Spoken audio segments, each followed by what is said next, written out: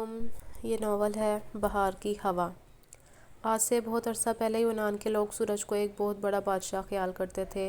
اس طرح ان کا خیال تھا کہ تمام ہوائیں ایک بادشاہ کے ماتحت ہیں جسے ہواؤں کا باپ کہا کرتے تھے۔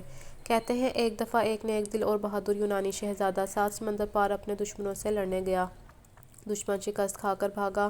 شہزادہ خوش خوش اپنے ساتھیوں کے ساتھ جہاز میں سوار اپنے ملک کو واپس آ رہا تھا کہ اچانک سمندر میں طوفان آ گیا اور جہاز راستے سے بھٹک کر کہیں کا کہیں پہنچ گیا۔ شہزادہ اس کے ساتھیوں نے راستہ معلوم کرنے کی بہت کوشش کی مگر راستہ نہ ملا اور ان کا جہاز سمندر کی موجوں کے تھپیڑے کھاتا اس جزیرے میں پہنچ گیا جہاں ہواؤں کا باپ رہتا تھا۔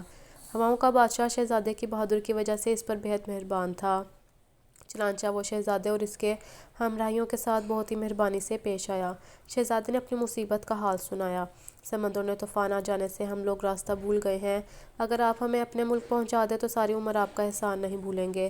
ہواؤں کے باپ نے سب ہواؤں کو بلایا اور ان میں سے ایک ہوا کو چھوڑ کر جس کا نام بہار کی ہوا تھا اور جو یونانی شہزادے کے ملک میں پھول کھلانے جا رہی تھی، باقی سب کو چمڑے کے ایک بہت بڑے صندوق میں بند کر دیا، اس صندوق کی رسوں سے خوب جکڑ کر تاکہ ڈھکنا نہ کھلنا پائے۔ تب اس نے شہزادے سے کہا جب تم اپنے وطن پہنچ جاؤ تو ان ہواؤں کو آزاد کر دینا، لیکن اگر راستے میں انہیں چھوڑ دیا تو اپنے ملک نہ پہنچ سکو گے۔ شہزادے نے صندوق کو اپنے جہاز کے مستول سے کس کر باندھ دیا اور پھر جہاز کے بعد بان کھول دیے۔ بہار کی ہوا دھیرے دھیرے انہیں ان کی ملک کی طرف لے چلی۔ اب سنیے، شہزادے کے ساتھیوں کو ہواؤں کے صندوق کے بند ہونے کا کچھ معلوم حال نہ تھا۔ جب شہزادے نے ان سے ذکر کیا تو انہیں یقین آیا۔ صندوق کو دیکھ کر فوراً ان کے بند ہونے کا کچھ حال معلوم نہ تھا۔ جب شہزادے نے ان سے ذکر کیا تو انہیں یقین نہیں آیا۔ صندوق کو دیکھ کر فوراً ان کے ذہن میں یہ بات آئی کہ ہو نہ ہو ہواؤں کے بادشاہ نے شہزادے کو بہت سی دولت اس صندوق میں بند کر کے دی ہے جس میں سے شہزادہ ہمیں حصہ نہیں دینا چاہتا، اس لیے یہ قصہ گھڑ کر سنا دیا ہے۔ چنانچہ وہ سب دل ہی دل میں شہزادے سے بے حد ناراض ہو گئے اور آپس میں کہنے لگے یہ تو انصاف سے دور ہے کہ شہزادہ ساری کی ساری دولت خود ہی سمیٹ لے اور ہمیں نجی کوڑی بھی نہ دے۔ جب ہم شہزادے کے دکھ درد میں شریک ہیں اور اس کے لیے جان تک کی پرواہ نہیں کرتے تو اس دولت میں بھی ہمارا حصہ ہونا چاہیے۔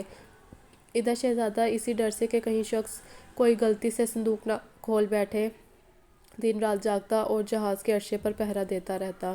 اس بات سے اس کے ساتھیوں کا شبہ اور بھی بڑھ گیا کہ سچ مچ صندوق ہیرے جواہرات سے بھرا ہوا ہے۔ شہزادہ پورے 9 دن اور 9 راتیں جاگتا رہا۔ 10ویں دن صبح جب وہ جہاز کے تختے پر کھڑا تھا تو اس سے دور دھواں اٹھتا نظر آیا۔ یہ دیکھ کر شہزادے کی خوشی کی حد نہ رہی۔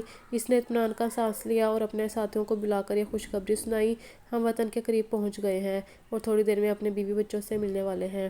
شہزادے کی آنکھیں نیند سے سرخ ہو رہی تھیں اور اپنے آپ سے بند ہوئی جاتی تھیں۔